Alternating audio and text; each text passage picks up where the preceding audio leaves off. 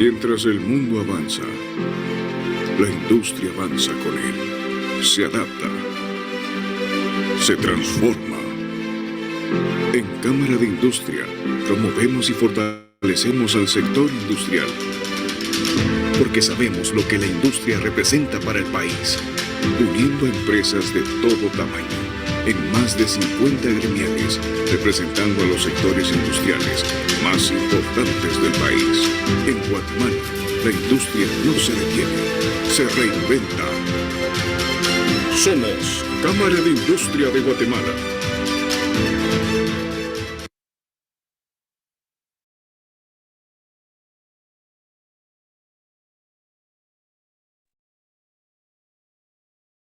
Muy buen día, estimada audiencia. Les saluda Karen Rosales y en nombre de Cámara de Industria y de su gremial de Tecnología e Innovación, les damos la cordial bienvenida a la conferencia de hoy titulada Ransomware, cómo funciona y cómo puedo proteger mi empresa, cuyo objetivo principal es dar a conocer por qué es importante que las empresas tomen medidas preventivas para protegerse contra el ransomware, como la implementación de software de seguridad y la realización de copias de seguridad regulares. Además, la concientización de los empleados sobre cómo detectar y evitar el ransomware es esencial para prevenir ataques exitosos.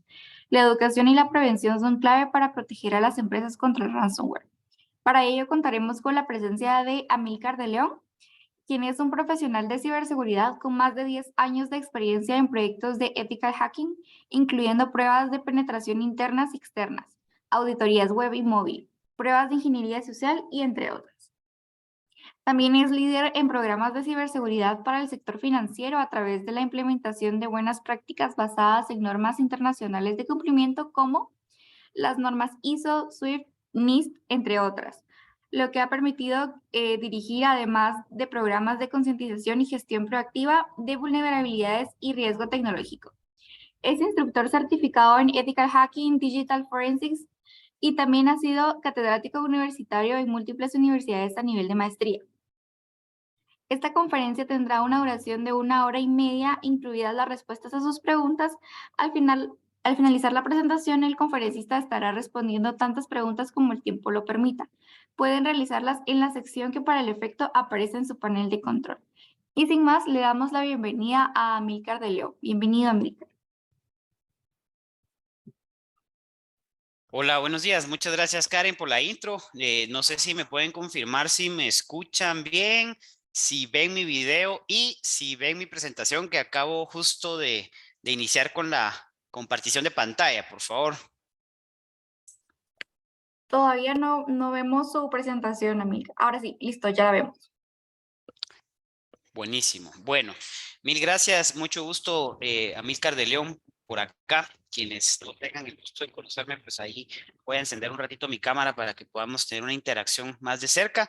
Muchas gracias por haber hecho el tiempo, ¿verdad? Sé que pues para muchos de ustedes el tiempo es bastante complicado. El día de hoy vamos a estar hablando de ransomware, ¿verdad? Quiero pues darles algunos conceptos para aquellos que quizás no estén tan de cerca en el mundo técnico quizás y quieran saber un poquito más pues de qué se trata. También vamos a conocer un poco la anatomía de un par de ataques por ahí que desde Devel hemos tenido la oportunidad de poder atender como incidente, como respuesta a un incidente a algunas organizaciones en la región, ¿verdad? Para que puedan comprender un poquito pues qué tan graves son estos ataques y demás. Entonces, sin más preámbulo, eh, vamos a iniciar pues con la pregunta inicial, ¿verdad? ¿Qué es ransomware? Para quienes no sepan qué es esto, pues ransomware es un tipo de virus de computadora, ¿sí? También se le conoce como malware, ¿verdad? Y bueno, hay muchísimos tipos de virus actualmente. Usualmente estos virus reciben su nombre por el tipo de actividad que realiza. Entonces, en lo que es ransomware, es importante que sepan que lo que hace un ransomware cuando infecta nuestra computadora o nuestros servidores es que encripta la información, ¿sí?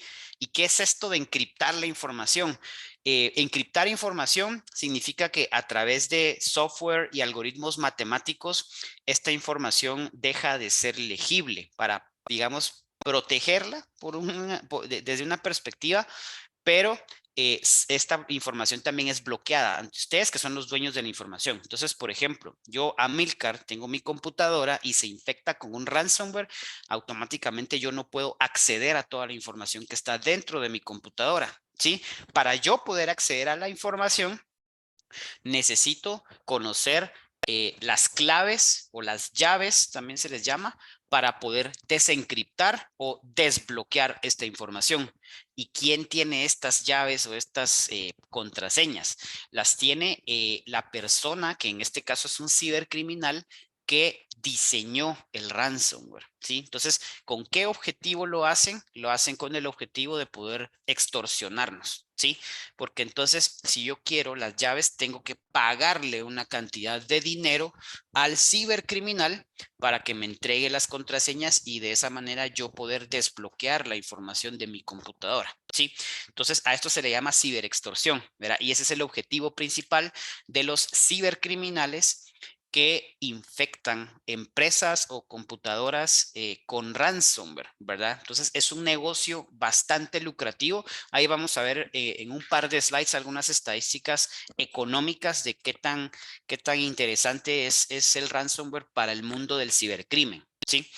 Entonces, el pago que nosotros vamos a hacer, dicho sea de paso, que no es recomendable hacerlo, pero en caso que ustedes estén preguntando cómo hacer el pago, no se hace con tarjeta de crédito, ¿verdad? No nos aceptan visacotas o credicotas ahí para poder hacer el pago, sino que se utiliza algo que se llama criptomonedas, ¿verdad? Entre ellas, pues tal vez el más popular o conocido para muchos de ustedes sea lo que es el Bitcoin, ¿sí?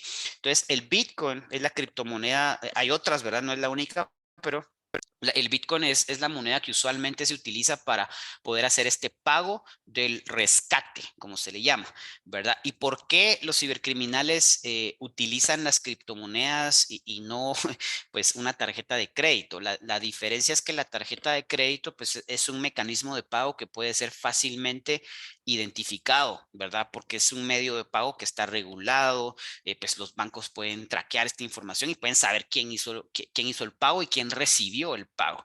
Mientras que las criptomonedas garantizan de cierta manera esa confidencialidad, ¿verdad? De la persona que está detrás recibiendo el dinero. Entonces no es imposible, pero es sumamente complejo llegar a saber quién es la persona que está recibiendo ese dinero. Entonces, por esa razón, utilizan las criptomonedas. Y mucho ojo, no estoy diciendo que las criptomonedas sean malas. Ese no es el mensaje, porque muchos malinterpretan el hecho de que como en ataques de ransomware se utilizan el Bitcoin, por ejemplo, entonces el Bitcoin es malo, ¿verdad? Ese no es el mensaje que les estoy dando, simplemente les estoy explicando cuál es el mecanismo que utilizan los cibercriminales. Bitcoin y las criptomonedas tienen sus virtudes y sus ventajas.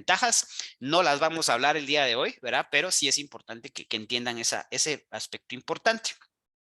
Dentro de los ransomware que se han vuelto, digamos, muy populares porque han hecho mucho ruido en los últimos años, por llamarles de alguna manera, tenemos lo que es WannaCry, Conti, Reveal y Black Cat. Todas estas variantes de ransomware son virus que han creado diferentes bandas de cibercriminales alrededor del mundo y que sí han llegado a atacar inclusive a organizaciones aquí en Guatemala. Sí, este ransomware o estos tipos de ransomware no son casos que yo les pueda decir únicamente que suceden en Europa, en Estados Unidos y demás. O sea, sí están ocurriendo acá en Guatemala. De hecho, si me permiten compartirles una estadística que desde Devel tenemos, nosotros pues nos llegan muchos casos en la región de Centroamérica, el Caribe, México y un poco de Sudamérica. Solemos atender empresas que son afectadas con ransomware y hemos llegado a tener hasta 2 casos por mes, que es un número bastante grande, ¿verdad? Y obviamente no llegamos a saber de esto en las noticias, ¿verdad? Porque pues a nadie nos gusta pues tener que dar a conocer el hecho de que fuimos vulnerados y que nuestra red está infectada. Pero sí son ransomwares que les puedo dar fe que están presentes en Guatemala. Ahora bien, ¿qué tan impactante en términos estadísticos vienen siendo estos ataques de ransomware a nivel mundial?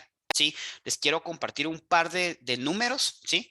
Para que vayamos entrando un poquito en contexto en cómo pueden llegar a operar estas bandas de cibercriminales en países como Guatemala. Entonces, esta es una estadística que data del 2021, ¿sí?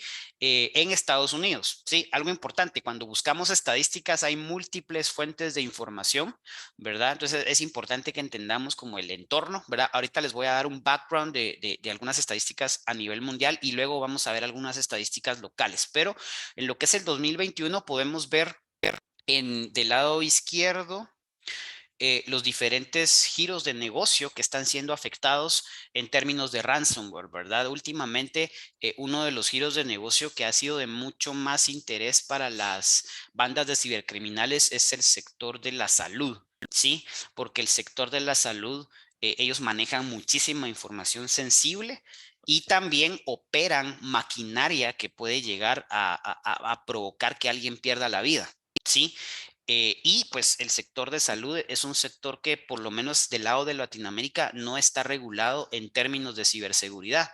Es decir, no existe una superintendencia de salud, por decirles un nombre, ¿verdad? Como sí lo existe, por ejemplo, en el sector financiero, que existe una superintendencia, en el caso de Guatemala, una superintendencia de bancos, y en todos los países de Latinoamérica existe una entidad que regula a las entidades financieras. En el sector salud no existe tal cosa, pero por ejemplo en Estados Unidos sí existe, ¿verdad? De hecho ellos tienen una regulación que se llama IPA o AIPA con H al principio, ¿verdad? Que busca justamente proteger la información.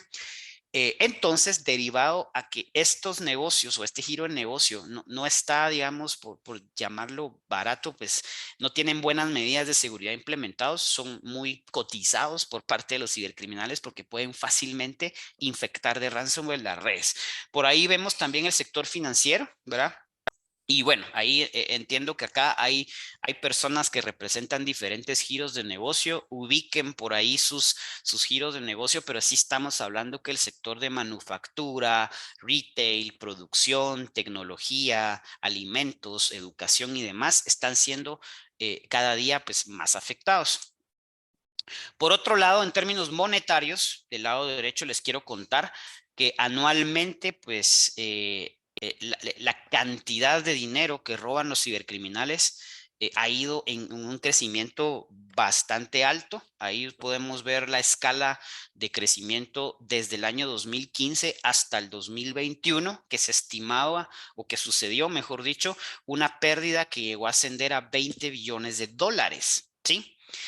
¿Qué nos deparan los próximos años? Déjenme mostrarles esta última imagen que estima que para el 2031 las pérdidas millonarias en dólares a nivel mundial por ataques de ransomware va a ascender a 265 billones, es decir, más de 20 veces comparado con el año 2021. Entonces, esto quiere decir que el ransomware es un negocio muy rentable para los cibercriminales, casi igual o mejor que el narcotráfico y que la trata de personas. Lo único es que acá la parte que es más atractiva para los cibercriminales es que como ellos operan en el ciberespacio, es mucho más complicado poder rastrearlos, ¿sí? Mientras que, por ejemplo, la venta de drogas o la trata de personas, pues por ser un tema físico, es un poco más fácil de rastrear.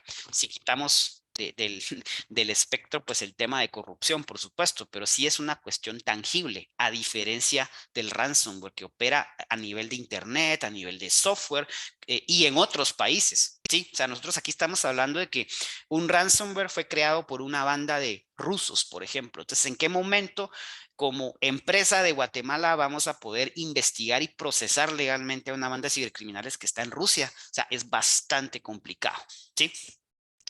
Ahora bien, ¿cómo traemos estas estadísticas a Guatemala? Sí, porque aquí yo les puedo hablar de 1000 datos europeos, norteamericanos y demás, pero lo que nos interesa es saber, bueno, ¿qué tanto afecta a Guatemala? Entonces les quiero dar a conocer algunos incidentes que nosotros desde Devel podemos compartir por nosotros haber tenido la oportunidad de tener ese acercamiento y ese apoyo con diferentes organizaciones en Centroamérica recientemente. Estas son estadísticas reales. En términos de phishing, ¿sí? Hoy vamos a hablar un poquito de phishing también porque tiene relación con ransomware, ahí vamos a saber por qué, pero bueno, el phishing, todos saben, ¿verdad? Es básicamente un correo electrónico falso que nos llega y pues nos tratan de engañar diciéndonos que son un banco, que son un Netflix, etcétera. Entonces, recientemente nosotros tuvimos la participación en más de 1,900 ataques de phishing que ayudó a prevenir la pérdida potencial de más de $100,000, ¿sí? Luego, en términos de ransomware, que es el tema principal que vamos a hablar el día de hoy, hemos tenido la oportunidad de atender más de 37 casos, más de 37 ataques en Centroamérica, ¿sí? Ayudando a prevenir una pérdida de $15,000, ¿sí? Y finalmente tenemos un tercer tipo de ataque que se denomina BEC, por sus siglas en inglés. Esto significa Business Email Compromise, que es básicamente una variante de phishing, ¿sí? Ahí tuvimos pues 9 casos que ayudó a prevenir un estimado de $150,000. Algo importante, esta es una estadística realmente pequeña porque es una estadística que nace de Devel, pero hay otras organizaciones que tienen otras estadísticas o las tecnologías también de seguridad o las empresas de seguridad como los fabricantes de firewalls, antivirus y demás tienen sus propias métricas. Entonces el número realmente, si me preguntan si estas son las estadísticas únicas de Centroamérica, la respuesta es no, esto es solamente un fragmento, ¿verdad? Que les podemos dar a conocer. Ahora bien, les quiero mostrar una imagen que esta imagen la tomé el día de hoy. Esta estadística nos muestra los ataques actuales que se están detectando solamente en Guatemala a nivel de ransomware. Sí, ahí no estamos viendo otros tipos de ataque. Ahí no hablamos de phishing, no hablamos de ataques de negación de servicio y bueno, cualquier otro tipo de ataque no lo estamos considerando acá. Y vean la estadística interesante. Esto es del mes de julio, ¿sí? Hoy estamos a 12 de julio. Ahí en la estadística podemos ver en una de las fechas el punto máximo llegó casi a 25 ataques de ransomware. Esto prácticamente es una estadística, si lo quieren ver así, en tiempo real. No significa que hay 25 empresas afectadas, ¿sí? Lo que significa es que hay 25 intentos de ataque para infectar empresas con alguna variante de ransomware, ¿verdad? Entonces, entendiendo la estadística de dinero, ¿verdad? De qué tan lucrativa es este tipo de actividades, podemos entender por qué los cibercriminales están invirtiendo tiempo y dinero en poder ejecutar este tipo de ataques, porque es bastante lucrativo, ¿no?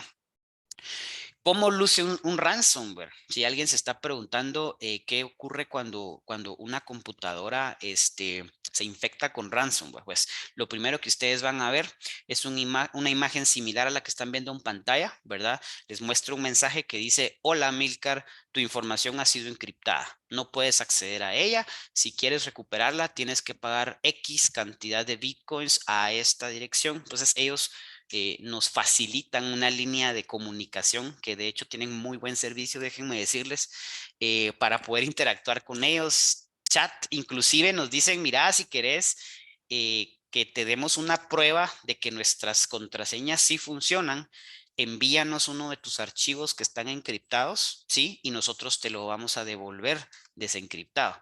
Y con esa muestra tú vas a poder tener la certeza de que podemos descifrar la información, ¿sí? Ahora bien, ¿qué es lo que pasa en estos casos? Cualquiera puede decir, bueno, mira qué opciones tengo. Realmente lo primero que tenemos que considerar es no hacer el pago, ¿sí?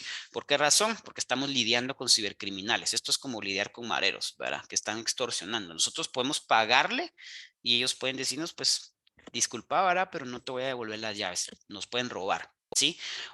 O pueden pasar casos que eso lo hemos visto nosotros también, que nos cambian los precios, ¿verdad? Hoy nos dicen, quiero un Bitcoin que equivale a $40,000 y cuando hacemos el pago nos dicen, mira, disculpa, pero van a ser 2 Bitcoins. O sea, duplican el valor. Entonces entramos a un tema ahí de engaño, de extorsión. Entonces realmente nunca se recomienda hacer el pago, ¿sí? en muy pocas ocasiones, porque siempre preguntan los usuarios, mira, ¿y hay alguna manera de encontrar las llaves de otra manera? ¿Sí? De hacer alguna técnica sofisticada dentro de la computadora para poder extraer las llaves y poder hacerlo y no pedírselos a los cibercriminales. La respuesta es no, ¿verdad? Porque pues estamos tratando con algoritmos criptográficos matemáticos que requerirían miles de computadoras haciendo cosas ahí sofisticadas para poder encontrar las llaves, ¿sí? Y todos los días surge una nueva variante de ransomware, entonces los malos se actualizan, ¿verdad? Otra cosa importante, alguno de ustedes puede pensar, bueno, pero mira, en mi laptop yo realmente pues no tengo información muy importante, entonces me da igual que la encripten, ¿verdad? Compro otra computadora y se acabó, ¿sí? Es cierto, ¿sí? De hecho, los cibercriminales no se van a preocupar en infectar computadoras de ustedes, usuarios finales, ¿sí? Laptops. Ellos lo que quieren es hackear sus computadoras, no infectar de ransomware, sino más bien tomar control de sus computadoras que se encuentran dentro de la red de sus empresas y luego desde sus computadoras intentar infectar de ransomware los servidores de sus empresas, que son, digamos, las computadoras grandes en donde ustedes almacenan la información más importante de la organización. Imagínense ustedes, si ustedes son, por ejemplo, una farmacia, vamos a inventar un ejemplo, y sucede esto, pero los cibercriminales encriptan o infectan de ransomware los servidores donde ustedes tienen todo el inventario y todo el sistema de facturación centralizado. De tal manera que si ustedes bloquean ese servidor, todas las sucursales dejan de facturar, ¿sí? Piensen en ese caso. Entonces los cibercriminales van a ir a la computadora de Amilcar, que es un analista de contabilidad, por ejemplo, o de recursos humanos, o de comercial, o de cualquier área que ustedes quieran, ¿sí? Pero el cibercriminal no va a infectar esa computadora. El cibercriminal va a tomar control de esa computadora y después va a intentar irse a los servidores, que es donde está la información que si se bloquea, el negocio deja de operar. Por ende, pierden miles de millones. Ustedes mismos saben en cada una de sus empresas cuánto pueden llegar a perder si en este momento sus sistemas se quedan fuera de línea, ¿sí? Ahí está la medida de presión en donde los atacantes dicen, ah, ¿querés las llaves? Bueno, pagame, ¿sí? Bueno, pero entonces nos hacemos la siguiente pregunta. ¿Cómo infectan de ransomware a las redes de las empresas? ¿Sí? A esto se le llama vector de ataque. ¿Sí? Acá entre paréntesis he colocado un término más amigable que es puerta de entrada. ¿Por dónde entran los atacantes para poder infectar de ransomware a los servidores de mi empresa? Básicamente hay tres tipos de vectores de ataque o de puertas de acceso, ¿sí? Y vamos a ver un par de ejemplos a continuación. El primero de ellos son todo lo que son servicios expuestos a Internet. Yo sé que aquí hay muchos colaboradores o personas que tienen una relación directa con el área de tecnología.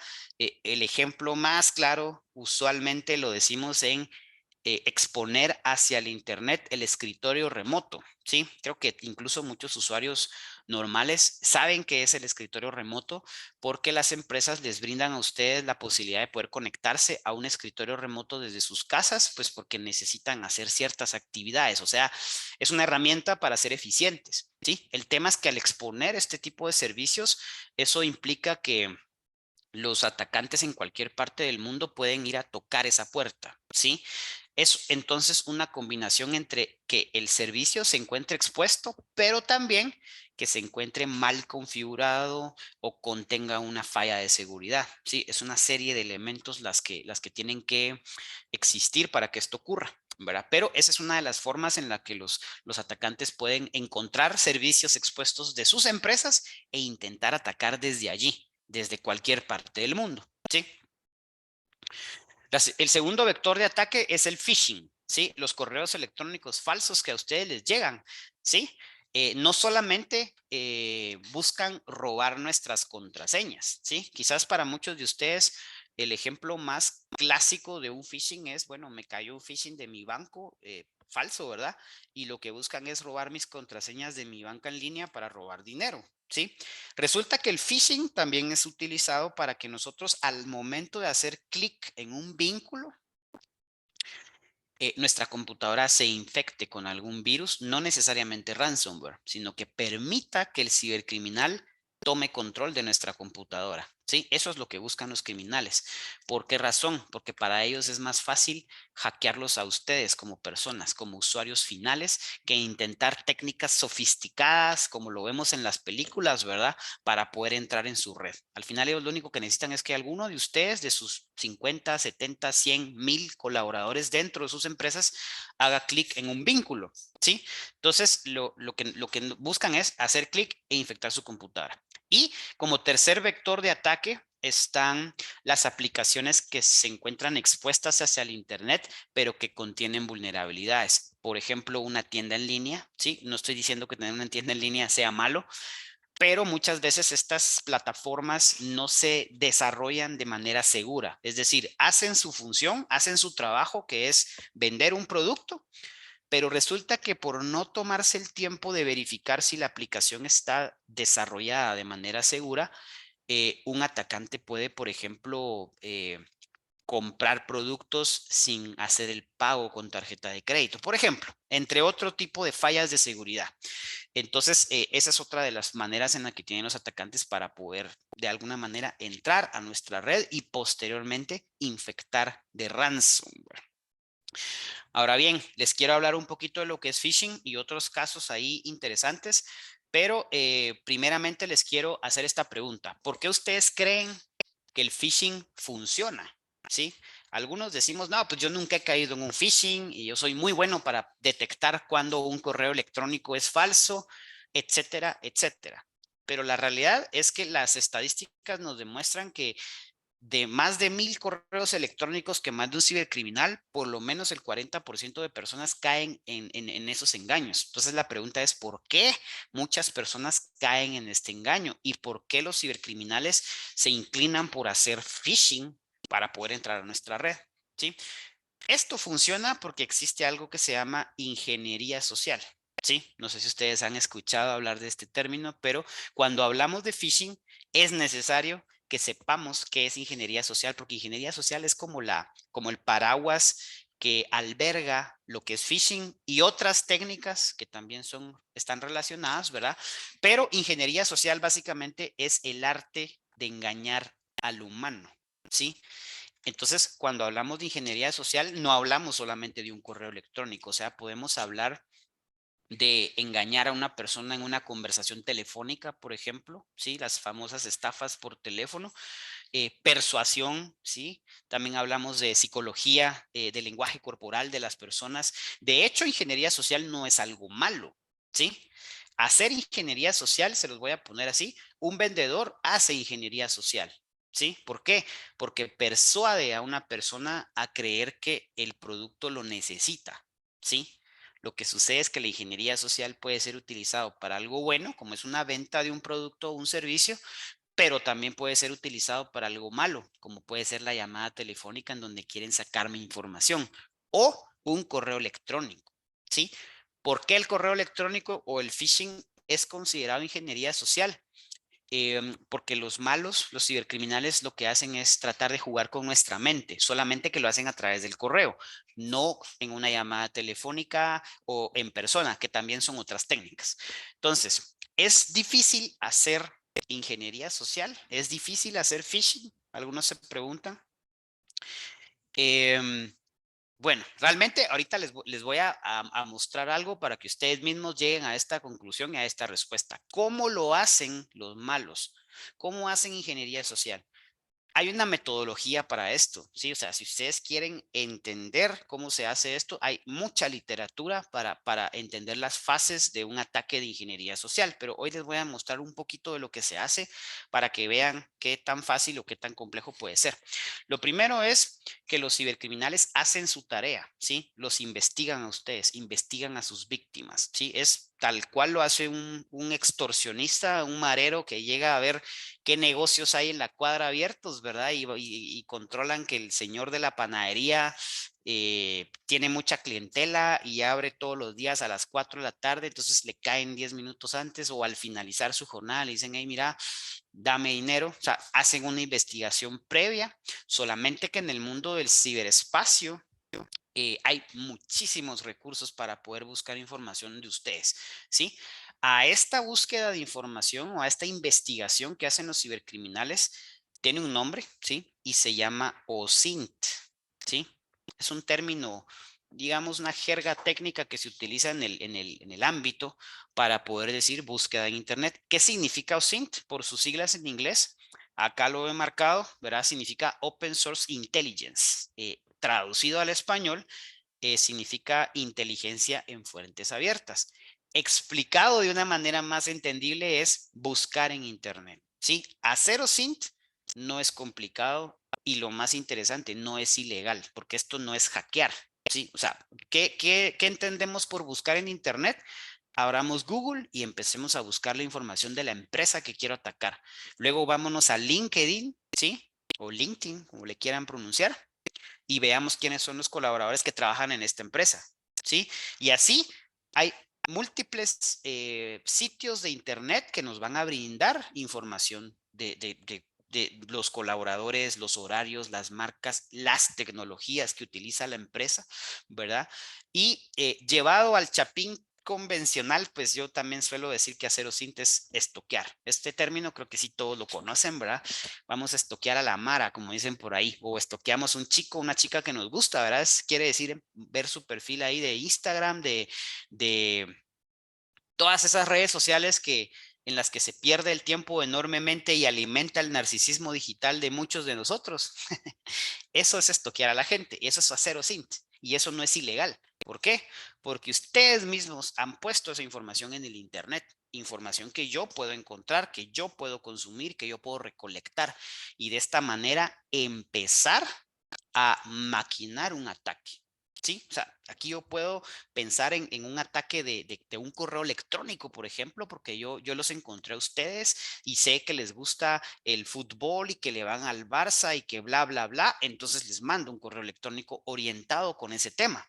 Pero vean lo peligroso que puede ser también. Yo, si fuera mucho más malintencionado, podría planificar un secuestro también, ¿sí? Si llego a encontrar y a saber quiénes son, quién es su esposa, quién es su esposo, en dónde trabajan, dónde viven, quiénes son sus hijos, que muchos de ustedes tienen hijos adolescentes con miles de redes sociales y que están publicando cosas que no deberían todos los días y ustedes ni están enterados, pero yo sí, porque voy a crear un perfil falso para llevarles el rastro y saber en dónde van a estar este viernes, caerles y secuestrarlos. O sea, estoy poniendo un ejemplo muy drástico, pero es real, técnicamente se puede hacer. ¿No me creen? Se los voy a demostrar ahorita con un ejercicio bien sencillo para que vean qué tan fácil es encontrar información. Así que necesito un voluntario que quiera que le hackeemos el Facebook de su novia en este momento, en 3 segundos. No sé si hay algún voluntario.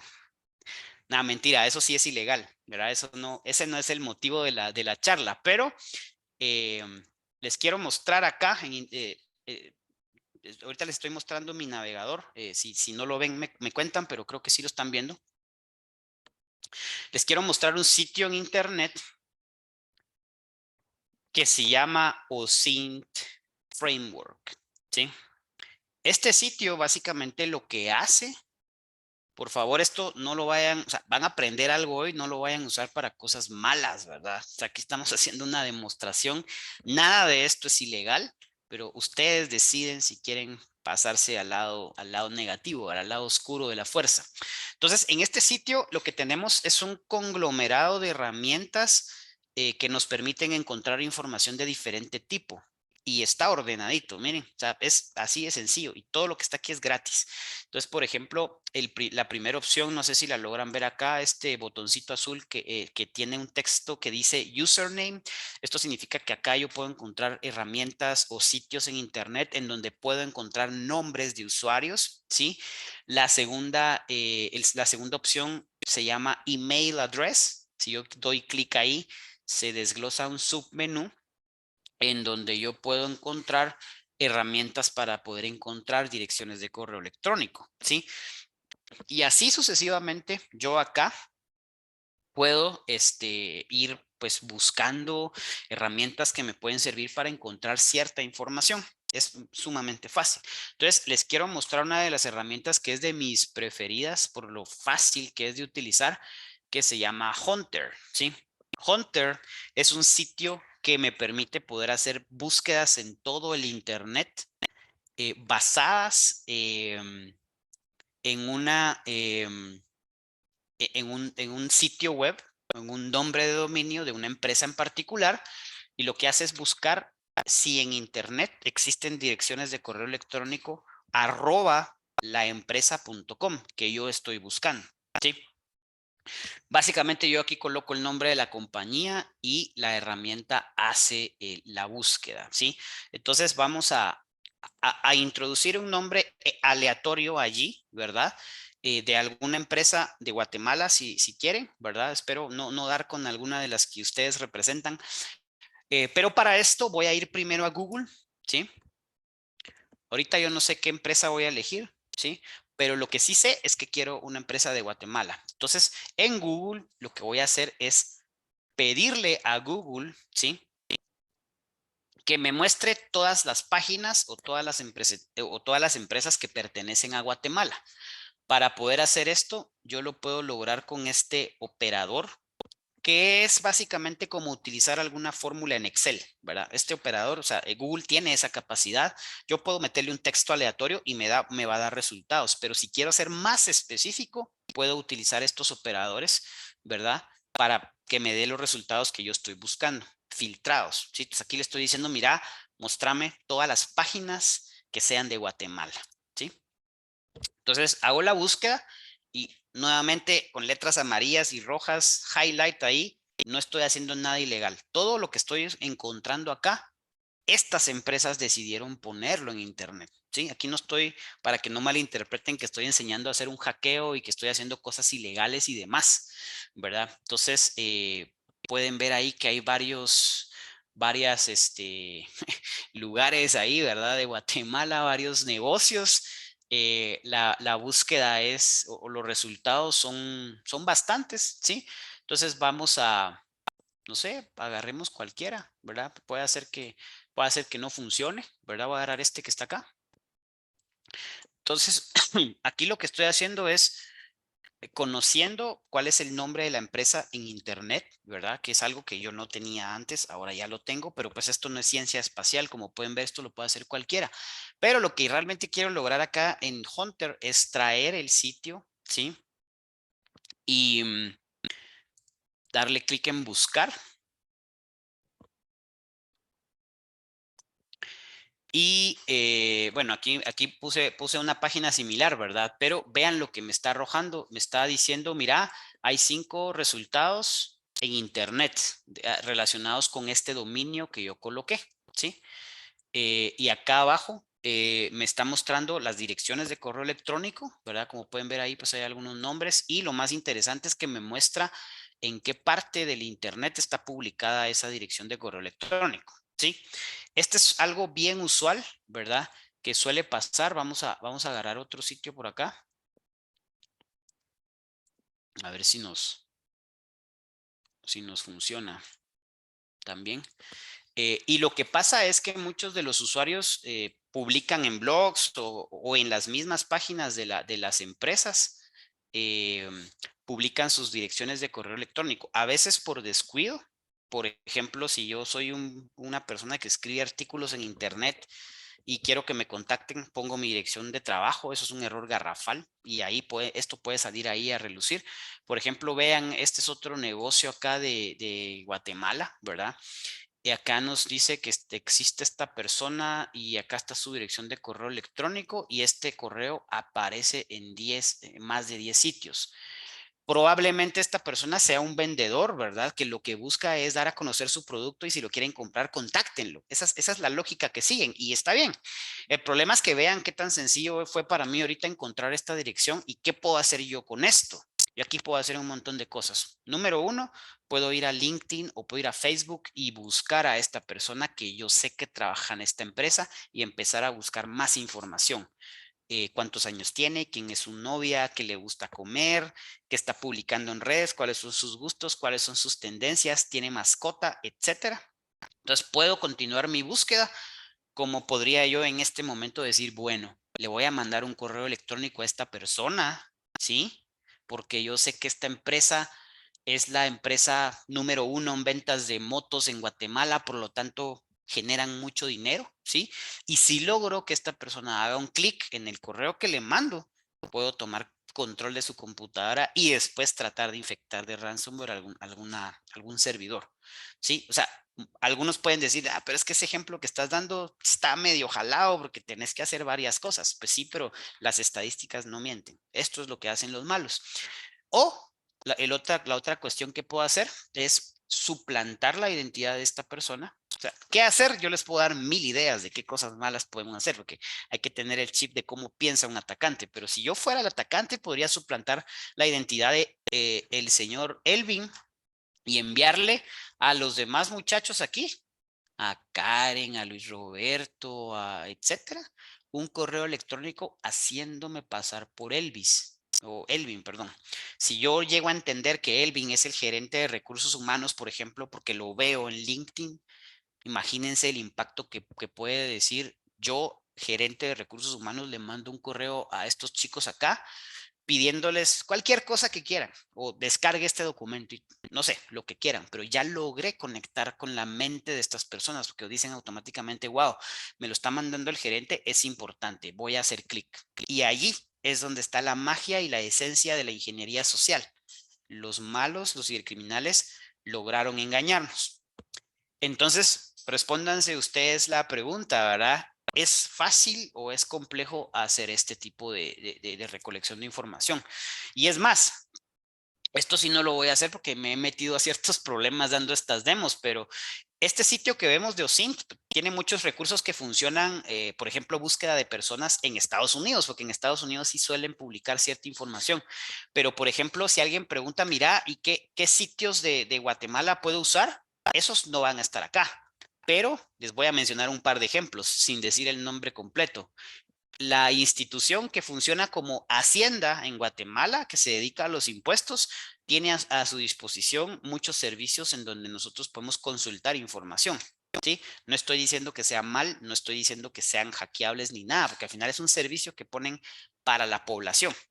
El tema es que si me pongo creativo, yo puedo obtener cierta información por ahí, ¿verdad? De ciertas situaciones. También el registro de las personas es otra entidad que podría ser considerada como una fuente de información. O las diferentes municipalidades que ponen a disposición el poder consultar si tenemos multas o no, por ponerles un par de ejemplos, ¿verdad? Entonces, todos esos son elementos interesantes que los malos tienen tiempo para usarlo y si les quieren hacer el daño a ustedes, tienen algo importante que es la motivación. Sí, yo ahorita pues no tengo ningún interés, ni tiempo, ni motivación de querer hacerle el daño a esta empresa, pues, ¿verdad? Ni soy una persona que lo haría, ¿sí? Porque yo estoy del lado de los buenos, ¿verdad? Pero si fuera un cibercriminal, a partir de aquí continúo con mi proceso de ataque. Aquí solo les di una probadita de cómo encontrar información. Ahora pregúntense a ustedes toda la información que su empresa ha colocado o que sus hijos adolescentes ponen en internet es fácilmente accesible. Ahí tienen la respuesta, ¿verdad? Entonces, esto es la razón por la cual funciona el phishing, ¿sí? Porque es fácil de usar, de encontrar la información y a mayor cantidad de información que yo encuentre como atacante, más probabilidad tengo de éxito en un ataque.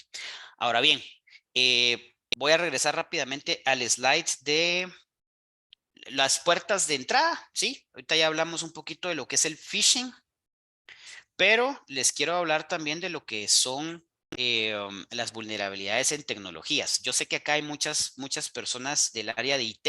Les quiero contar ahorita un tema interesante y voy a tratar de explicarlo también en un lenguaje muy sencillo para que toda la audiencia lo pueda comprender. Primero, les quiero contar qué es una vulnerabilidad tecnológica, ¿sí?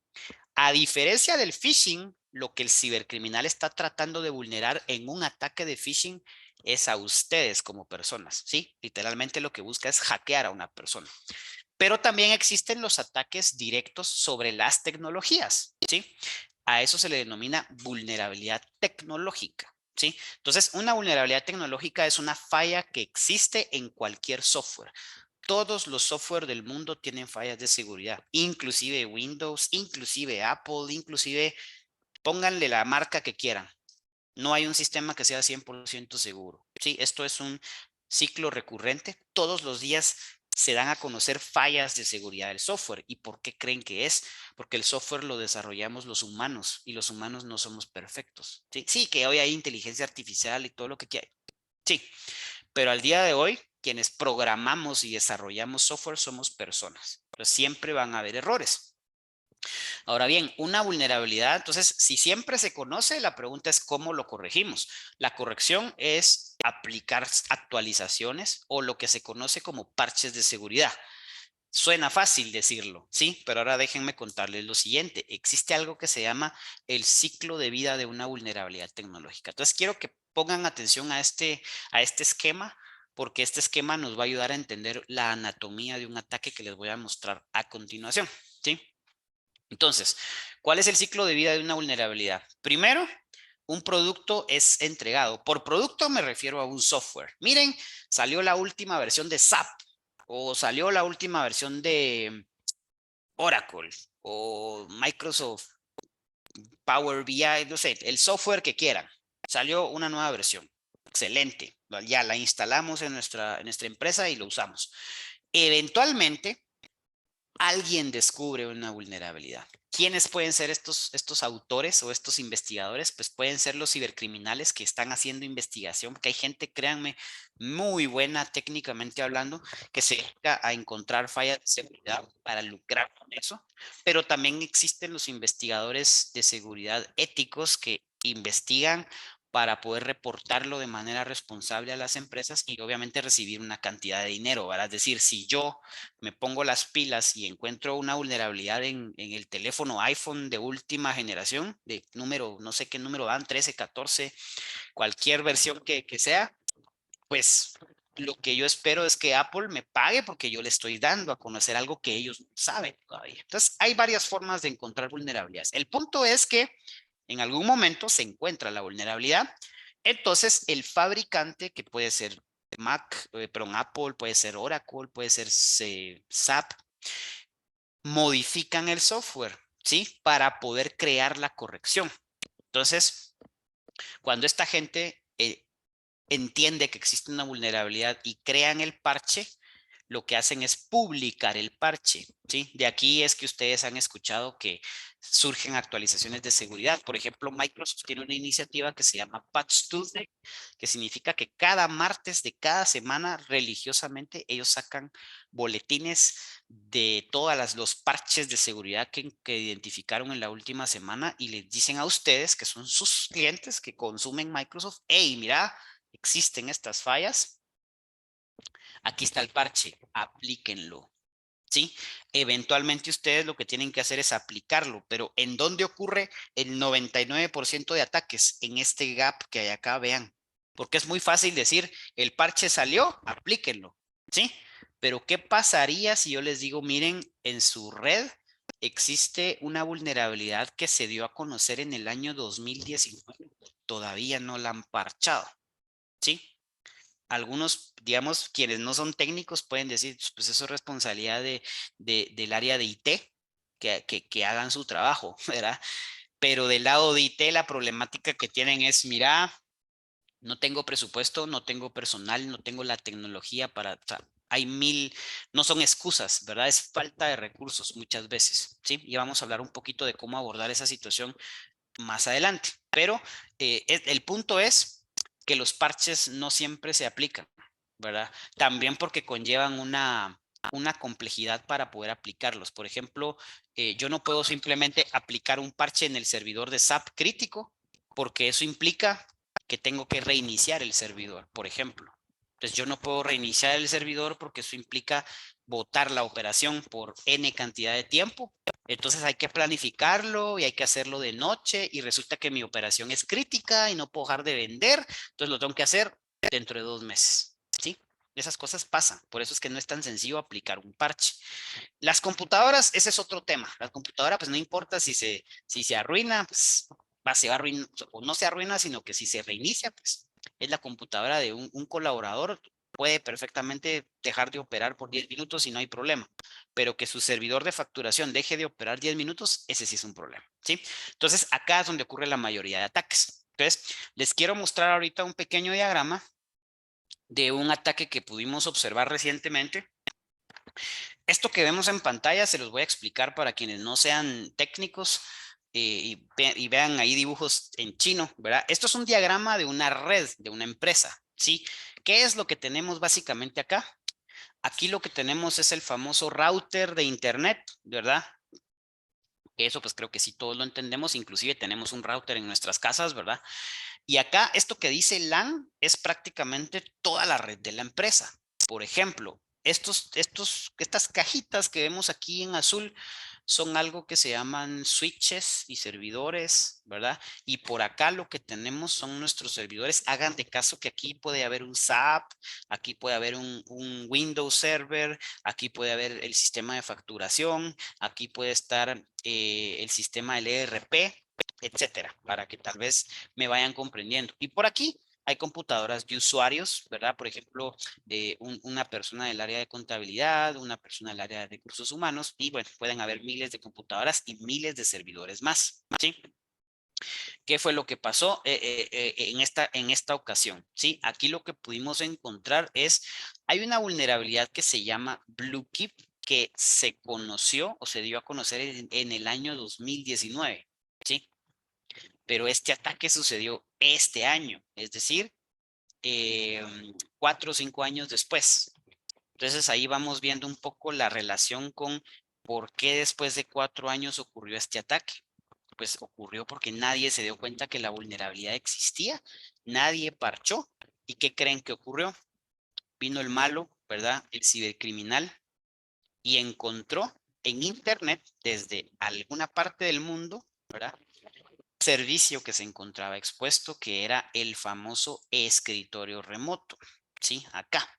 Entonces, esta vulnerabilidad que se llama BlueKeep es una vulnerabilidad que existe en el escritorio remoto específicamente. Entonces, el atacante lo único que tuvo que hacer desde la comodidad de su casa es buscar, ¿verdad? En todo el internet, qué empresas de Guatemala tenían expuesto el escritorio remoto, por un lado, y por otro lado, verificar si tenían esta vulnerabilidad.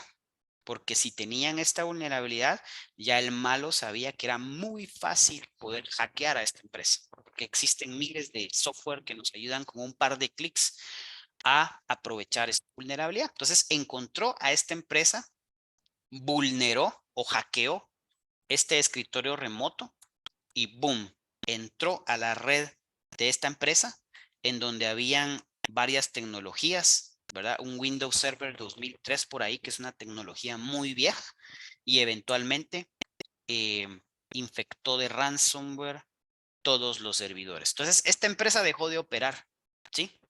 Entonces, obviamente la empresa en el momento del ataque se preocupa por, bueno, ¿cómo puedo recuperar mi operación?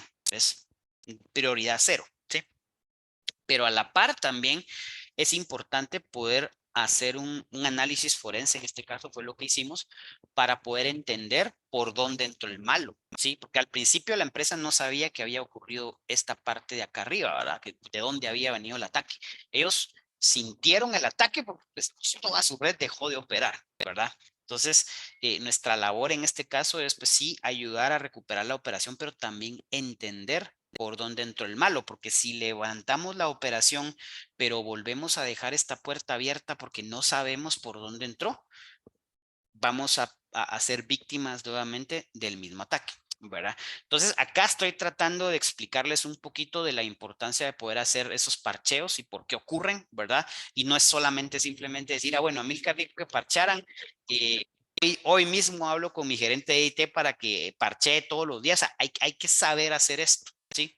Porque no es solo de háganlo porque es su responsabilidad. Hay mucha tela que cortar y ahí les voy a dar algunos tips para poder hacerlo, ¿sí? Ahora bien, ¿qué creen también que existe en el mundo del cibercrimen?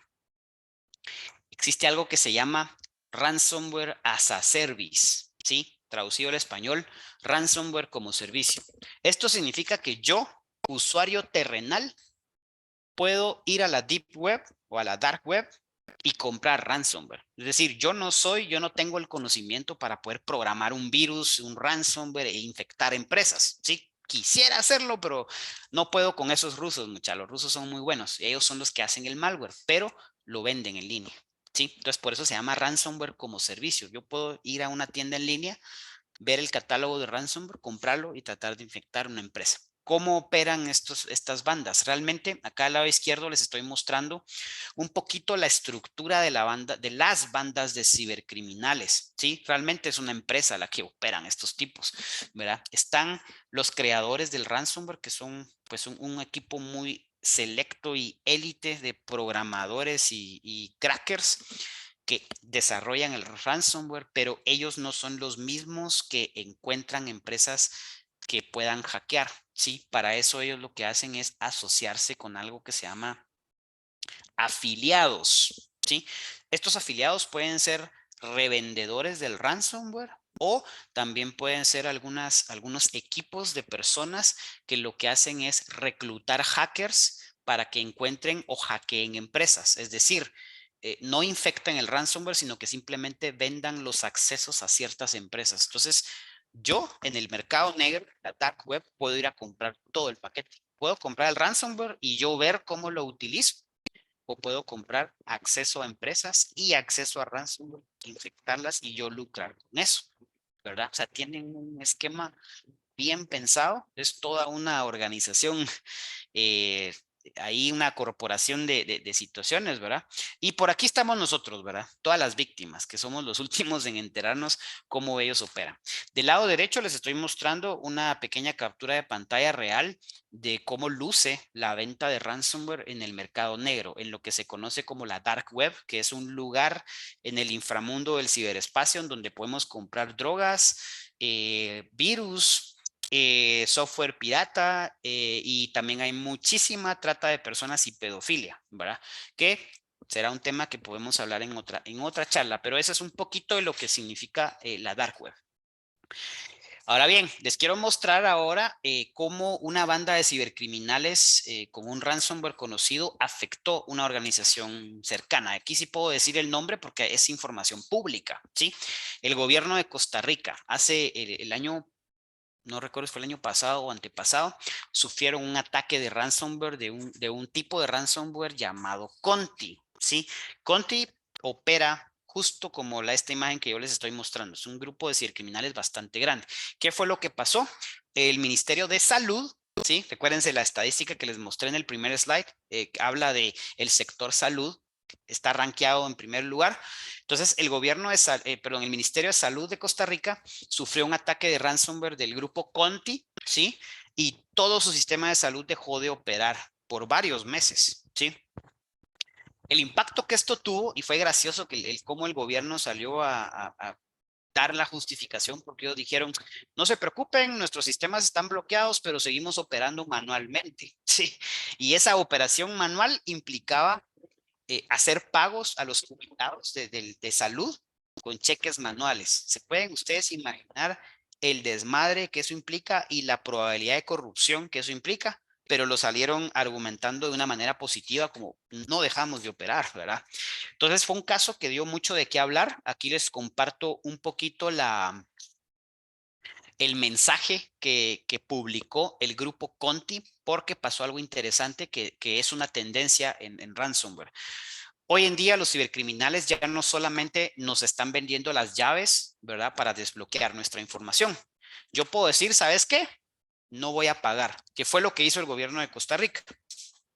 Entonces, en respuesta a eso, el grupo Conti viene y les dice, mira, es que no solo encripté tu información, yo también robé la información. Entonces, si no me pagas, voy a empezar a publicar toda tu información sensible.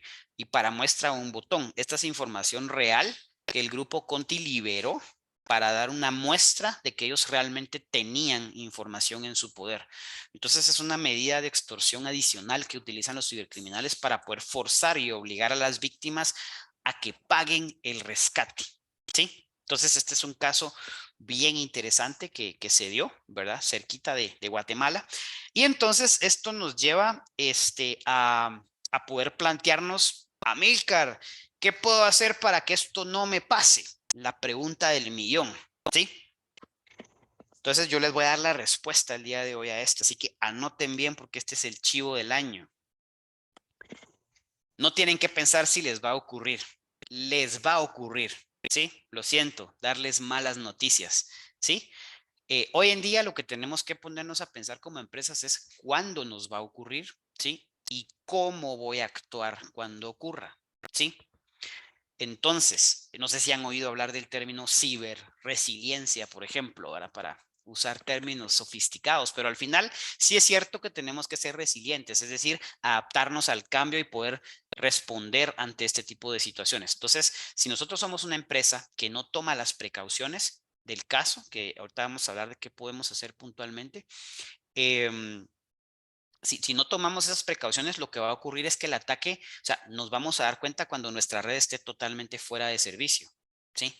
Pero si somos una empresa que hemos tomado conciencia, hemos invertido en controles de seguridad y en otros elementos, lo que va a ocurrir es que nos vamos a dar cuenta cuando el ataque esté iniciando en la computadora número 1 y desde ese momento nosotros podemos mitigar el ataque versus la otra empresa que no tuvo precaución, no se va a dar cuenta desde la primer computadora, se va a dar cuenta cuando toda su red esté infectada. Y eso es lo que hace la diferencia, estar preparado. No lo veamos en función de que no me pase, o sea, obviamente quisiéramos que nunca nos pasara, pero en seguridad hay algo bien importante, no existe jamás de los jamases el 100% de seguridad, nunca, ¿sí? Entonces, hacer seguridad es un esfuerzo constante, ¿verdad? O sea, si hoy en día yo implementé X cosa, cualquiera puede decir, bueno, ya estoy listo, entonces el otro año ya no gasto o ya no invierto en seguridad. No, o sea, el otro año son otras necesidades y otras y otras y otras. Así es un tema de inversión interesante, ¿verdad? Entonces, esto es como primer punto, ¿verdad? Es un hecho que nos va a ocurrir el ataque. Entonces la pregunta es, ¿qué hacemos como empresa? ¿Cómo lo podemos abordar, Amílcar? Porque obviamente ustedes, sus negocios, digamos que sus giros de negocio es operar, ¿verdad? Producir, vender, el retail, la farmacéutica, no sé, todos los giros de negocio que ustedes crean. O sea, no son organizaciones cuyo expertise sea la ciberseguridad. Entonces lo que buscan es, bueno, ¿cómo puedo yo adoptar mecanismos de ciberseguridad que me permitan identificar y prevenir todo lo que hablamos el día de hoy? Hay tres elementos importantes que les voy a explicar ahorita que toda empresa tiene que implementar. Tecnología, procesos y personas. O sea, pueden ustedes hablar de marcas, de metodologías, de técnicas, de estándares, lo que quieran. Y podemos hablar 7 horas de ello, pero todo se condensa en esto, ¿sí? ¿Qué es la tecnología? Bueno, todo el software que ustedes pueden comprar, todo el hardware que ustedes pueden comprar en materia de seguridad. Normalmente cuando pensamos en seguridad, casi siempre nuestro criterio se sesga en pensar que todo se resume en software y la verdad es que no. El software o la tecnología es parte de la ecuación que ustedes tienen que considerar, ¿sí? El siguiente elemento son los procesos, ¿sí? Quizás muchos de ustedes estén acostumbrados o comprendan el tema de procesos documentados de sus negocios, ¿verdad? Pero en temas de seguridad también es importante documentar esos procesos. Por ejemplo, tener políticas donde ustedes como colaboradores, y me refiero desde el más alto nivel, del CEO hasta hacia abajo, ¿verdad? En toda la jerarquía, entiendan que es una política de la empresa que ustedes no pueden usar Facebook, que ustedes no pueden usar páginas X que no sirven, que no son utilizadas para las labores de trabajo del día a día. Porque en el momento en que el CEO pide la excepción, ahí están violando la política. Entonces, hagan lo que hagan, no va a servir para nada. Tiene que haber involucramiento desde la alta dirección, ¿verdad? Para dar el ejemplo inicialmente y también porque ustedes como altos directivos son quienes eventualmente aprueban los presupuestos, ¿verdad? Entonces tienen que entender hacia dónde va toda esta parte, pero al final todo proceso tiene que estar documentado. Entonces, aunque suene burocrático, aburrido, inclusive por ahí algunos piensan que no sirven, ¿para qué los documentos? O sea, la verdad es que los documentos sirven para hacer bien las cosas, porque si no lo que sucede es que yo, Amílcar, estoy hoy en un puesto X, ejecutando lo que yo creo, como yo creo que se hace, pero el día de mañana que yo no esté, si no existe un proceso documentado, va a venir Pedrito y lo va a hacer como él cree que se hace. Entonces, desde ahí empezamos a tener fallas, no solo a nivel de procesos de negocio que nos puede impactar en, ay, perdí una venta, sino también en, hey, Pedrito implementó algo de manera equivocada y por eso nos atacaron o por eso se cayó la red. Sí, o sea, vean la importancia de esto. Y finalmente, personas, que somos todos nosotros, ¿verdad? Que tenemos que educarnos y capacitarnos en materia de seguridad. Pero entonces aquí surge otra pregunta. ¿Cómo empezamos? ¿Cómo yo llevo esto a mi empresa, que es una farmacéutica, pero resulta que también hay otra empresa farmacéutica de un colega? Muchos pueden pensar, bueno, las dos farmacéuticas pues, tienen que implementar lo mismo. La verdad es que no. Cada empresa es única por múltiples razones, por tamaño de, digamos, de volumen de venta puede ser uno, cantidad de colaboradores puede ser otro, los socios directivos también, ¿verdad? Si son locales, si son extranjeros, los objetivos estratégicos son diferentes, los presupuestos son diferentes, o sea, no son lo mismo, aunque sean dos farmacéuticas, son totalmente diferentes. Entonces, ¿cómo empezamos? Bueno, vamos donde el doctor, ¿sí? Si yo tengo algunos malestares o no sé cómo estoy, no soy experto, voy con un experto. Hey, doctor, quiero hacerme un chequeo general, ¿verdad? Entonces el doctor dice, ah, bueno, yo soy un médico general, yo te voy a hacer un chequeo así preliminar, pero mira, detecté que aquí en el hombro hay algo que pues mi expertise no da para tanto, entonces voy a llamar a otro experto y hacemos un examen completo. Eso se llama un diagnóstico. Entonces, lo primero que ustedes tienen que hacer es un diagnóstico de seguridad para saber cómo están parados en cada uno de estos aspectos, ¿sí? Y eso ustedes pueden conocerlo, ¿sí? Como dueños de los negocios. Pueden ser conscientes y decir, no, mira, Milka, yo la verdad es que yo sé que en tecnología no le he invertido tanto. Ok, obviamente el diagnóstico va a sacar a relucir eso, pero también nos va a ayudar a decir, bueno, de las 15 cosas que te faltan, priorizarlo de esta manera. Ahí es donde viene el expertise de, mira, no tenés que comprar los 15 ítems, sino compra estos dos este año, pero con eso reducís tu riesgo enormemente. Eso ustedes no lo pueden decir porque no son los expertos en materia de ciberseguridad. Entonces, este diagnóstico me va a ayudar a decir qué tan mal estoy en estas áreas, pero también me tiene que ayudar a plantearme un plan o una receta, ¿verdad? O una fórmula, porque la fórmula que yo voy a usar para la farmacéutica A no es la misma que voy a usar en la farmacéutica B, porque sus negocios son diferentes, sus targets son diferentes, aunque muchos pensemos nuevamente, ¿verdad? Que son el mismo giro de negocio, ninguna empresa va a ser igual. Entonces, una vez que se tiene este diagnóstico, se genera este plan, por supuesto, y en función de una mezcla entre cuál es la estrategia del negocio, cuáles son las prioridades, cuál es su presupuesto, cuál es su giro de negocio o inclusive si existe una regulación local que les exige ciertas cosas, todo eso se mete en una, hagan de caso que estamos cocinando una receta, ¿verdad? Entonces, estos son los ingredientes, los metemos en la olla y empezamos a cocinarlos ahí como expertos para poderles dar a ustedes un roadmap realizable, ¿sí? No solamente un wishlist, porque un wishlist se los va a dar cualquier persona que quiera simplemente venderles algo. El tema acá es, mira, o sea, no, es más, hemos tenido clientes en donde yo les digo, mira, no tenés que comprar ahorita un producto, ahorita lo que tenés que corregir es tus procesos. Si no corregís tus procesos, puedes tener el producto más caro de seguridad que te vas a topar con tener un Ferrari y siempre lo vas a llevar en primera. Sí, o sea, esas cosas pueden pasar. Entonces, desde Devel nosotros podemos apoyarles en esta parte, ¿verdad? Pero, digamos, lo importante es que ustedes sepan que tienen que tener este diagnóstico.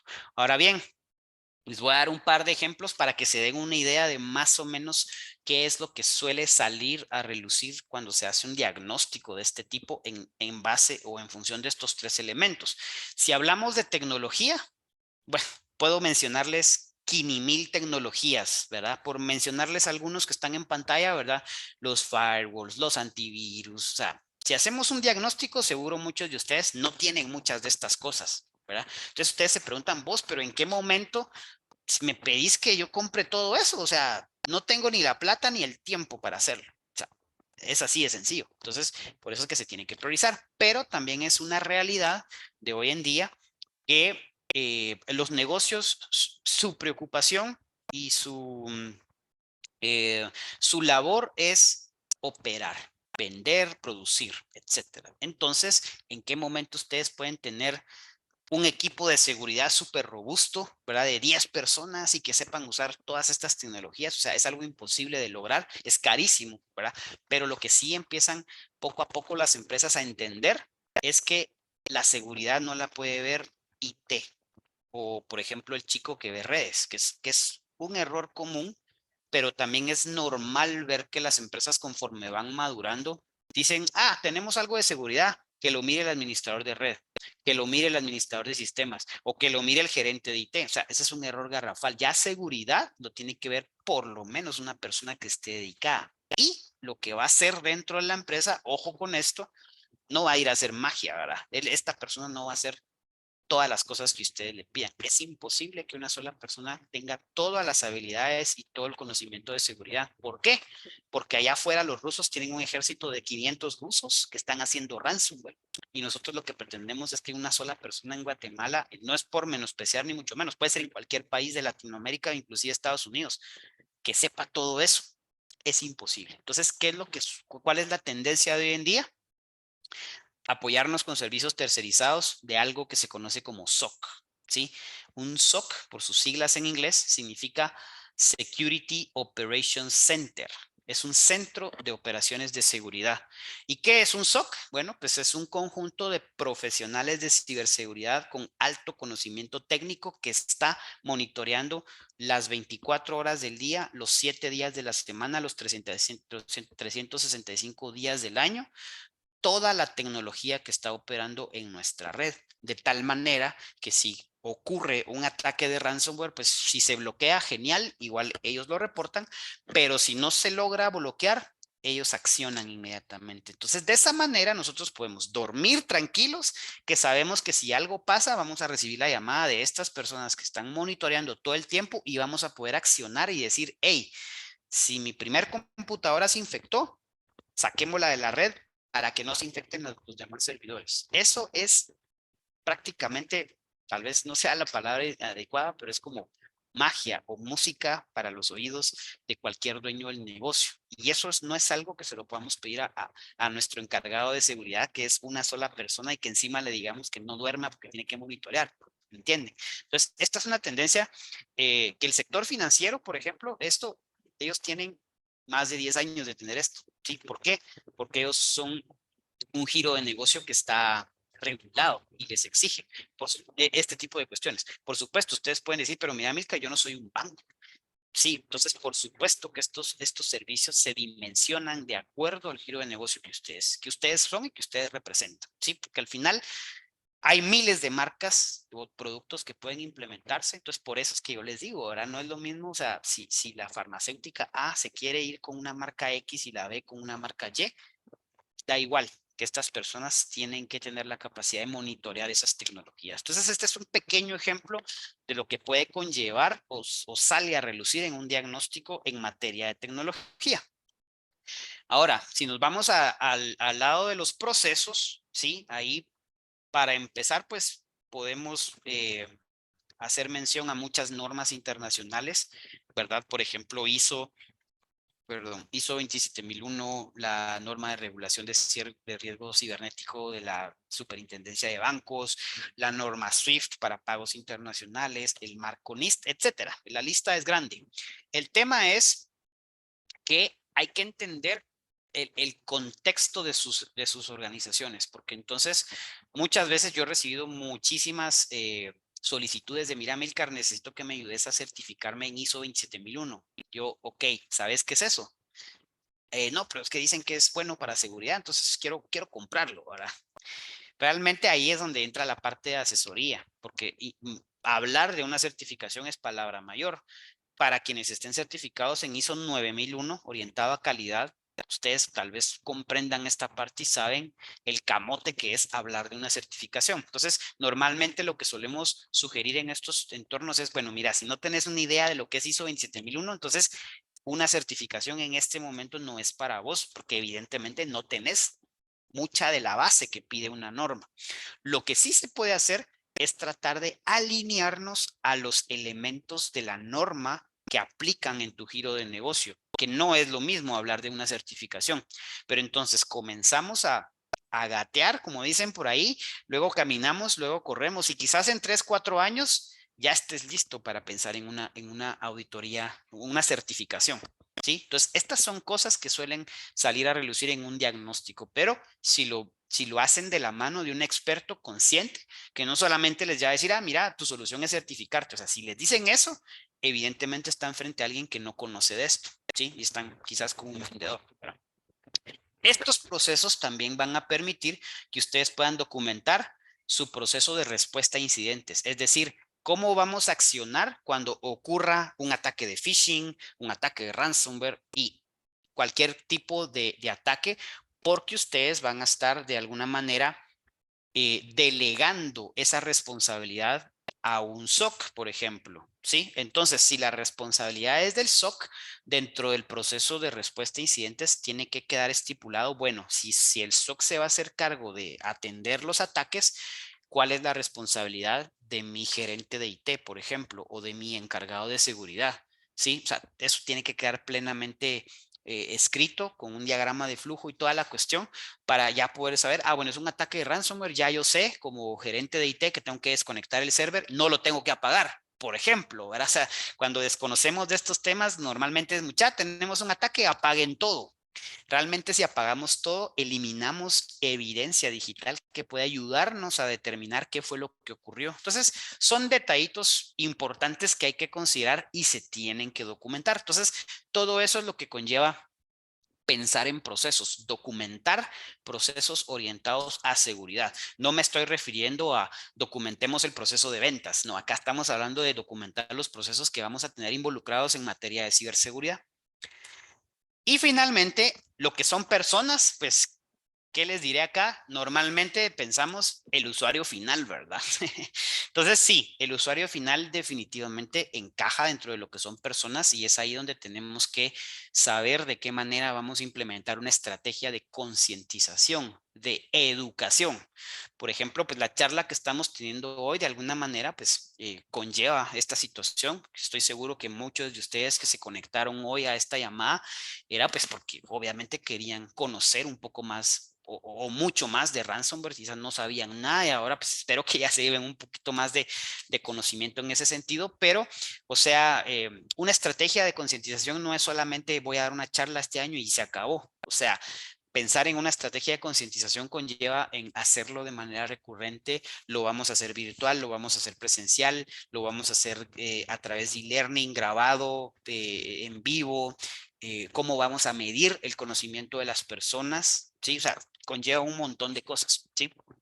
No es solo, ah, sí, yo tengo mi módulo ahí puse unos cursos. Ok, eso quiere decir que si le voy a preguntar al último colaborador que acabas de contratar, me va a poder contestar los temas de qué es phishing, qué es malware, qué es denegación de servicio y demás. O sea, con una muestra tan chiquitita como eso, podemos verificar que nuestro programa tal vez no está funcionando, ¿sí? Pero por otro lado, o sea, tenemos a los usuarios finales, pero también tenemos a los magos de la tecnología, ¿verdad? A nuestro equipo de tecnología que hace posible las ideas que mercadeo, que innovación y que la alta dirección quiere llevar. Es decir, mira, hoy quiero aperturar un nuevo negocio en un país nuevo. Por supuesto que necesito de la tecnología. ¿Y qué es lo que ocurre normalmente? Los dueños de los negocios, los fundadores, ellos tienen las ideas, ¿verdad? De, bueno, yo sé que esto va a ocurrir, va a funcionar, ya hicimos el estudio de mercado, somos buenos en lo que hacemos, vayamos a aperturar un nuevo país, pero lo quiero para este lunes. O sea, como dicen, lo quiero para ayer, ¿verdad? Entonces, eso siempre implica un reto porque nos enfocamos en que funcione, pero no que funcione de manera segura, ¿sí? Y cuando empieza a ver el tema de que la gente de IT, por ejemplo, le explica a la alta dirección, mira, pero necesitamos hacer pruebas de seguridad y eso ocasiona que el proyecto salga una semana más tarde. No, no puedo vos, porque yo ya ofrecí, yo ya mercadeé, entonces, ok, salgan, pero si algo pasa, la gente de IT no puede hacerse responsable porque se lo dijeron o los amigos de seguridad. Entonces es importante que exista esa conexión de la alta dirección con el equipo técnico, pero en términos de educación, a lo que quiero hacer énfasis acá es que los amigos de tecnología necesitan también ser educados en materia de seguridad, ¿verdad? Porque no es lo mismo tecnología y seguridad. Muchas veces como altos directivos creemos que como es software, lo tiene que ver el gerente de IT, o como es un tema de seguridad y es software o es tecnología, lo tienen que ver ellos. La realidad es que ellos también necesitan capacitarse y esto implica tiempo y también implica dinero que se tiene que invertir en estas cosas. Entonces, veamos el tema de la capacitación de las personas en esas dos líneas, usuarios finales y también el equipo técnico que lo necesita, ¿sí? Y finalmente, bueno, comentarles ya para ir cerrando que la seguridad es responsabilidad de todos. ¿A qué me refiero con esto? Si hoy en día ustedes en sus empresas tienen ya un área de seguridad, los felicito primeramente, pero eso no significa que cualquier cosa que ocurra es meramente responsabilidad de ellos. ¿Por qué? Si yo como usuario de cualquier área de la organización recibo un correo de phishing, yo tengo que reportarlo. O si estoy viendo un extraño dentro de las oficinas, yo tengo que consultar quién es, ¿verdad? Con quién viene, porque puede ser un estafador. O sea, a eso nos referimos con que la seguridad es responsabilidad de todos. Tenemos que levantar la mano en el momento en que observamos algo que no es usual, ¿verdad? Y finalmente, pues les agradezco por el tiempo. Ya vamos llegando justo al límite de la hora.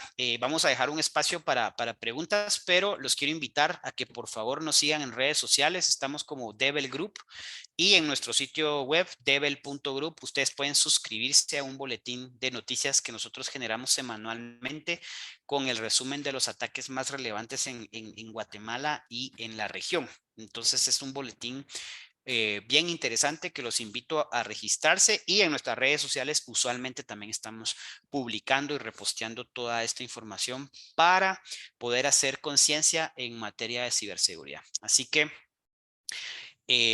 no sé, Karen, si podemos entrar a la sección de, si hubiesen consultas, ¿verdad? O si alguien quiere ahí hacer un comentario, pues bienvenido. Claro, sí, con mucho gusto. Sí tenemos varias preguntas y por cuestiones de tiempo vamos a responder un par y de igual manera pues está el contacto de Amílcar por si alguien también quisiera hacerle alguna consulta directamente.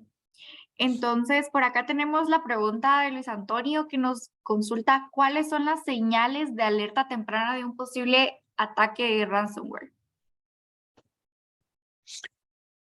Ok, muy buena pregunta.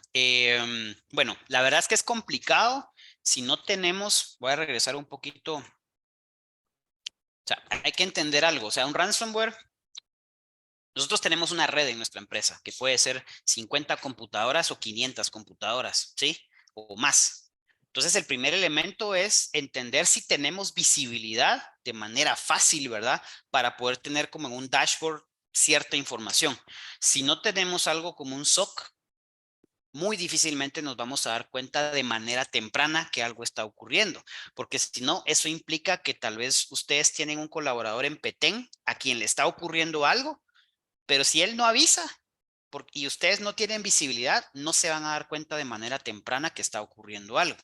Por eso es la razón de ser de un SOC, porque el SOC sí puede estar monitoreando todo y te va a llamar a vos y te va a decir, mira, en Petén está pasando algo.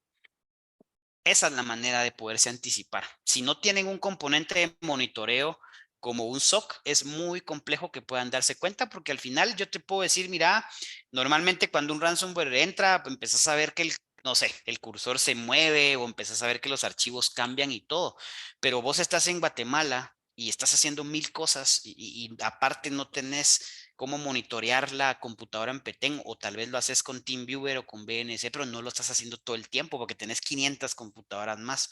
Entonces es clave poder tener ese elemento de monitoreo para entonces sí poder detectar de manera temprana la situación, ¿verdad? Gracias. Por acá tenemos otra pregunta y nos dicen cómo se puede concientizar a los empleados sobre el riesgo del ransomware y la importancia de la seguridad cibernética. Bueno, hay varias maneras de hacerlo, ¿verdad? La pregunta ahí sería cuánto quieren gastar también, ¿verdad? Porque a veces, digamos, decimos, no queremos gastar, que lo haga alguien de adentro de la organización. El tema es que para poder hacer algo así, por ejemplo, charlas, o sea, no hay una receta, como les digo, pero si se quieren ir por charlas, tienen que entender, bueno, quién va a hablar. ¿Es bueno para hablar? ¿No aburre a la gente? Puede hacer no sé, no es cualquiera, ¿verdad? Porque puede haber personas técnicamente muy buenas dentro de su empresa que tal vez les ha ayudado a hacer cosas técnicas buenas, pero no es su fuerte pararse ante a un público y explicar un tema, ¿verdad? Entonces, digamos, yo creo que sí depende un poco del presupuesto que tengan, ¿verdad? Porque lo pueden hacer sin presupuesto, ¿verdad? Hay material gratis. Los invito, por favor, a visitar algo que se llama el kit de concientización de INCIBE. Ustedes pueden descargar este kit, ya hay presentaciones con material incluido. Hay afiches, hay exámenes y todo. El tema es que es material que alguien más hizo. Entonces, si ustedes hay algo que no entienden, ustedes lo tienen que editar y entonces prácticamente caen en que tiene que haber alguien que sepa hacer la cosa. Entonces, o sea, realmente hay un costo ahí que es tiempo que se traduce en dinero al final del día. No es solo descarguen y usen, ¿verdad? Sino que tal vez ustedes van a tener que invertirle X cantidad de tiempo, ¿verdad? También tienen que pensar en cómo lo van a evaluar, ¿verdad? O sea, pueden usar un Google Forms con respuestas simultáneas, perdón, múltiples respuestas autocalificables, o sea, siempre pensando en un no voy a invertir, pero si lo que ustedes necesitan es no preocuparse por esas cosas, porque ustedes necesitan enfocarse en su negocio, existen plataformas ya con contenido en español de e-learning para ciberseguridad y que además vean lo que pueden hacer estas herramientas, nos permiten poder hacer campañas de phishing controladas. Entonces, ¿cuál es la lógica? Yo hago una campaña de phishing en enero, por ejemplo, con esta herramienta que es muy fácil de usar. Tengo estadísticas, ¿verdad? Digo, ay, mira, desde mis 100 usuarios, 40 cayeron en el ataque. Ok, bueno, tengo esa métrica. Luego, de enero a marzo, yo a través de la plataforma le mando cursos a los usuarios o lo puedo hacer en automático. Es decir, mira, si algún usuario hace clic en el vínculo, automáticamente llevarlo al curso de concientización tal. Y al final del curso hay un examen. O sea, se los hace todo en automático. Sí existen esas plataformas. ¿Cómo lo pueden hacer de manera manual? Yo honestamente les sugiero que lo evalúen bien porque siempre hay un costo en lo gratuito, ¿verdad? Pero ahí hay dos opciones para que lo evalúen. Nosotros como Devel les podemos sugerir una herramienta que se llama, si quieren investigar un poquito más de ella para que también se lleven el dato, se llama, déjenme ver aquí dónde está mi cursor, aquí está, para que lo vean en pantalla.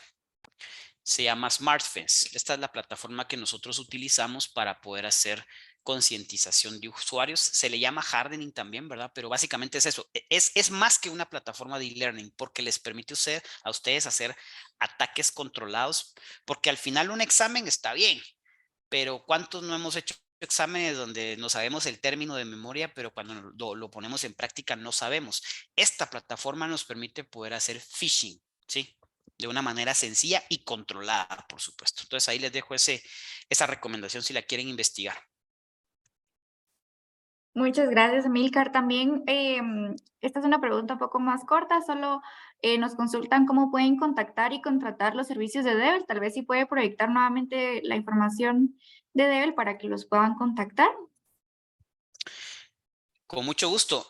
Tenemos nuestra página web. Acá hay un formulario de contacto que ustedes pueden llenar. Pueden mencionar ahí que asistieron a este seminario y les vamos a hacer un descuento especial. Y les dejo mi correo electrónico también. Aquí está la página, hay una sección de contacto y acá está mi correo electrónico. Con mucho gusto ahí les podemos apoyar en lo que sea que necesiten de seguridad.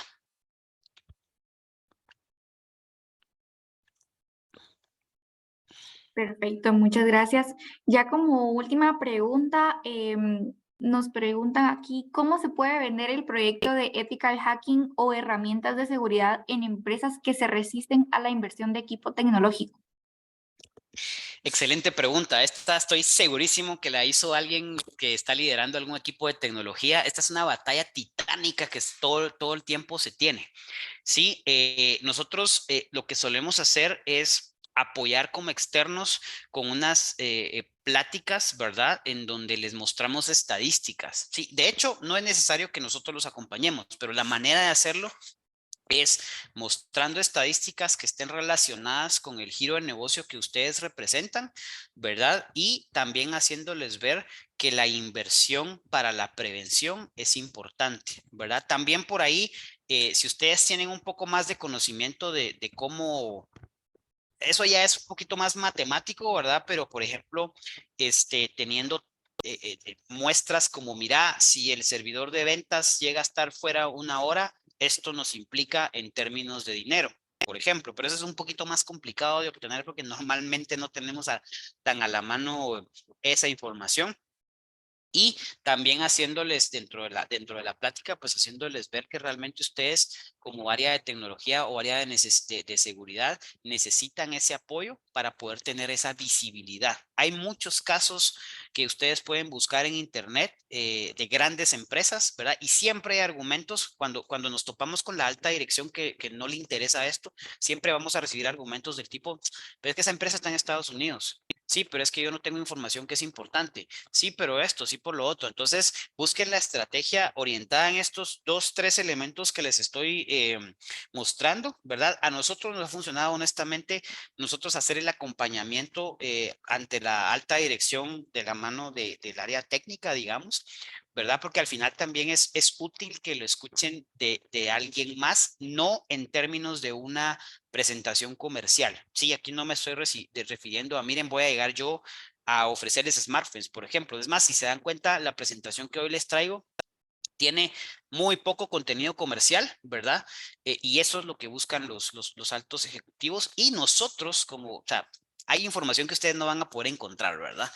Pero nosotros por ser una empresa que estamos metidos en el rubro de ciberseguridad, sí conocemos empresas que tampoco significa que les vamos a dar los nombres, pero sí podemos dar fe de, mira, vos sos una farmacéutica, pues fíjate que te cuento que hace poco tuve una farmacéutica en Honduras que le pasó esto y esto y esto, entonces podemos hablar el mismo idioma sin caer en lo técnico, porque obviamente sabemos que estamos ante un directivo, ¿verdad? De alto nivel y lo que buscamos es hacer conciencia para que ellos se aperturen y que entiendan que la seguridad es un rubro en el que se tiene que invertir y que no es un tema de, ay, como no me ha pasado nada, no necesito eso, ¿sí? Porque créanme, o sea, cuando pasan las cosas, o sea, hasta ahí, los altos directivos quieren pagar cualquier cantidad de dinero y lamentablemente ya no se puede, ¿verdad? Entonces, esos son los tips que les puedo dar para tratar de hacer esa conciencia o si lo quieren hacer también, pueden usar algunas herramientas gratuitas para hacer como algún par de escaneos y demás. El problema con eso es que ustedes no van a tener una interpretación de esa información. Entonces hay que tener mucho cuidado al momento de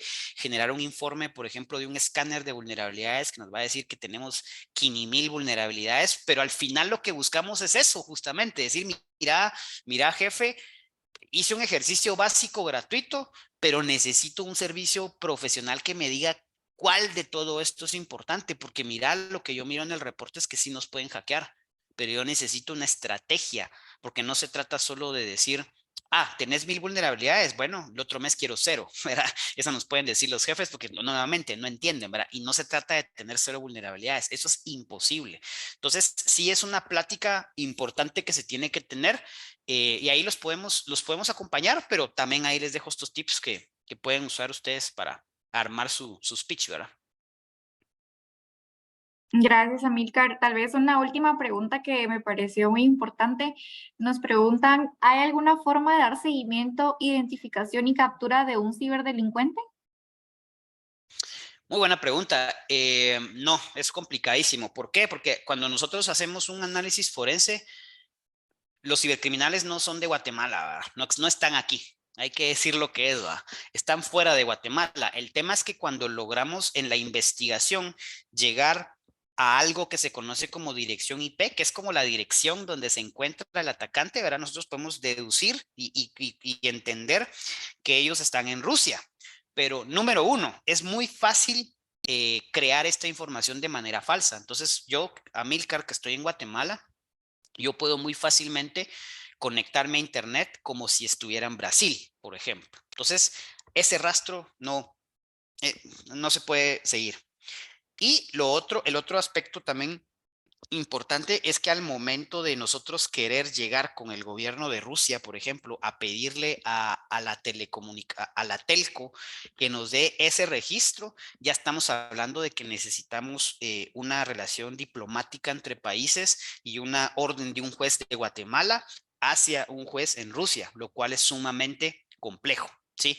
Ahora bien, sí les quiero la respuesta corta es no, pero si ustedes están involucrados en un caso de pedofilia, por ejemplo, sí es posible, porque, o sea, técnicamente se puede. Lo que pasa es que se necesitan esfuerzos multipaís y diplomáticos, pero si ustedes tienen un tema de trata de personas o pornografía infantil, tengan por seguro que el MP, la Embajada de Estados Unidos, la Interpol y el FBI tienen esas conexiones poderosas para poder hacer una investigación de ese tipo. Pero si usted es Pedrito Pérez, que quiere reportar el hackeo de su Wi-Fi en su casa, no va a suceder, ¿verdad? No somos nadie tan importante como como para que nos investigue, ¿verdad? Muchísimas gracias. Con esta pregunta finalizamos y todavía quedaron bastantes preguntas por resolver, pero los invito a que se puedan comunicar con Amílcar. Ahí está su correo electrónico para que pueda resolver cualquier consulta adicional que tengan. Y de igual manera, pues les agradecemos a todos los participantes por haber sido parte de esta conferencia y a nuestro conferencista Amílcar de León. Agradecemos todos los conocimientos compartidos el día de hoy, que seguramente serán de mucho valor y utilidad para todos. Además, los invito a que estén atentos a las redes sociales de la página de Cámara de Industria y de la Gremial de Tecnología para mantenerse actualizados sobre futuras actividades. Les deseamos un feliz día y esperamos contar con su participación en próximas actividades. Por favor, contáctenos. Va a ser un placer para mí hackear sus empresas. Nada, nada. Pasen un feliz día. Gracias por asistir a esta conferencia.